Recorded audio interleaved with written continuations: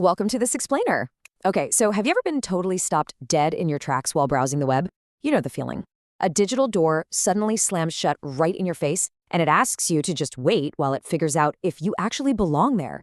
Well, today we are doing a complete forensic breakdown of exactly that experience. We're looking at a literal digital wall, this invisible checkpoint standing right between you and the info you want. So get ready, because we're going to deconstruct this everyday annoyance step by step. And honestly, there is a surprising amount of detail hidden right in plain sight.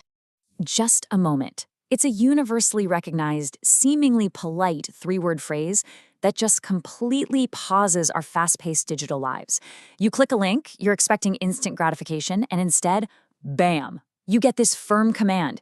It essentially demands our patience, telling us that before we can proceed, someone, or actually something, needs to take a much closer look at us. It's literally the digital equivalent of a bouncer holding up a hand at a club entrance, just pausing the line. Okay, let's dive into this. Our intended destination here was pretty simple, just a summary of the book 0 to 1 over at 4minutebooks.com. But take a look at the current status we're hit with. Performing security verification. We are not allowed in yet. Before we can read that requested book summary, a mandatory security check is actively taking place. We're basically being held in a digital waiting room while invisible systems scan our intent. We are temporarily denied access, while this whole background process just runs its course. So why is this happening? Well, to understand that, we have to look at the unseen antagonist of our explainer, malicious bots. By definition, these are automated entities. They're programmed scripts that a website just can't easily fight off on its own. It literally has to employ a dedicated, specialized security service specifically to stand guard and protect against this nonstop automated threat. Honestly, this is the entire reason that digital wall exists in the first place. And this brilliantly illustrates the core conflict happening in milliseconds, right behind your screen. It's a standoff. We've got the malicious bot, that constant automated threat trying to force its way in. And then, well, we have you. The system is actively verifying that you are not a bot. It is literally testing your humanity. It's such a fascinating situation when you think about it. The checkpoint doesn't actually know who you are yet. It just assumes you might be the automated threat until it can definitively verify that you are for sure a real human user. Let's break down exactly how this standoff unfolds chronologically. Step 1, the website employs the security service as their baseline defense. Step 2, because of that service, the specific holding page is displayed to us, effectively pausing our journey. Then comes Step 3, the active phase. The system verifies you are human. It's doing all its complex calculations. And finally, Step 4, once cleared, we just wait for the target server at 4minutebooks.com to respond and actually let us in. It's this incredibly precise, highly orchestrated 4-step dance of digital security. Then, if all goes well, we reach the breakthrough moment. Verification successful. The tension breaks. That invisible bouncer has checked your credentials, analyzed your digital behavior, and finally given you the nod. The system has officially confirmed your humanity. You are not a bot.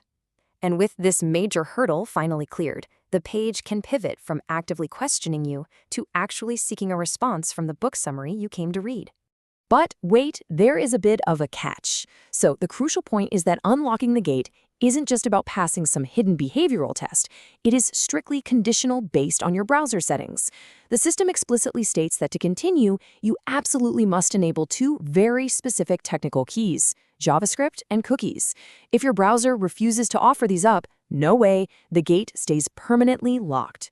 You are essentially trading access to your browser's capabilities, allowing them to run scripts and store trackers in exchange for passing the checkpoint. Without surrendering these 2 exact elements, your verification means nothing. Let's move to and see how this builds into something even more precise. We've passed the test, we've handed over our technical keys like JavaScript and cookies, but the interaction doesn't just end and vanish into thin air. Oh no! Every single encounter at this checkpoint leaves behind hyper-specific forensic evidence.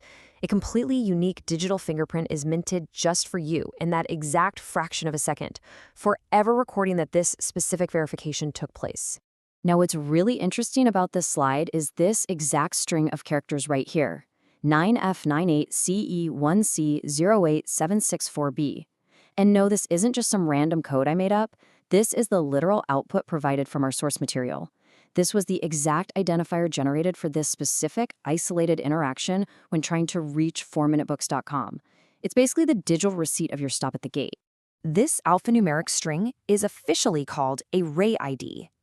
Think of this rahe ID as the exact digital timestamp and the unalterable footprint of this fleeting moment in time. If anything had gone wrong, like if the user was suddenly flagged as malicious, or if the website owner needed to investigate a weird issue, this exact rahe ID is what they would use to track this singular event.